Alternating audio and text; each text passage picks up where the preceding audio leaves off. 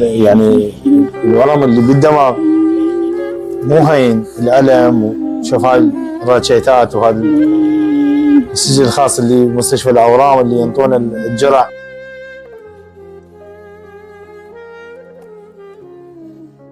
بركات اليوم حالتنا الإنسانية مع أخونا عطية من محافظة النجف الأشرف اللي يعاني من ورم بالدماغ وجاي ياخذ جرعة خطية في مستشفى الأورام. وضعيته مزرية جدا مثل ما جاي تشوفونه، وهاي الوضعية يعني حقيقة تحتاج إلى عناية خاصة وإلى علاج خاص. والعلاج مكلف، هو الرجال والشاب يعمل عماله على باب الله تعالى، لكن لها وضعيته وين يقدر يشتغل، فمحتاج إلى وقفتكم وإلى مساعدتكم حتى نقدر نعينه هو وعائلته المسكين هذا. ايه شلونك؟ شلونك؟ تقدر تحكي؟ تجيك الحالة كلش قد طيب؟ ها؟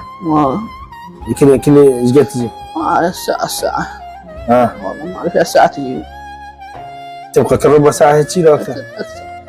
شنو اللي تريده من الناس اكثر؟ يقدرون. ها؟ يقدر الناس فيه. يساعدونك؟ يقدرون الناس، حياهم الله. اللي يقدرون عليه. يقدرون. انت علاجك شلون دبره كل شهر؟ صعبة؟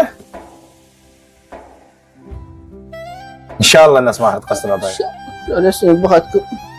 بغت الناس الطيبة. اولا تدعي لك بالشفاء ان شاء الله. اولا هاي شهر يوم جاي حسين. هذا الالم جاي يعديك؟ والله براسك يعديك. هاي صفتنا ما يعني العلاج مكلف من 150 الى 200 الف بالشهر. يم احد الدكاتره اللي موجود هالراتشيت مالته، فمحتاج مساعدتكم ووقفتكم ان شاء الله. رقم عطيه راح يكون بالمنشور، وكذلك رقم الماستر اللي خاص بهم راح يكون بالمنشور، حتى نقدر نساعد عطيه هذا المسكين اللي يستحق بان احنا اللي يعني نوقف له هاي الوقفه وشوف الالم اللي براسه خطيه جاي يضغط براسه. لا اله الا الله.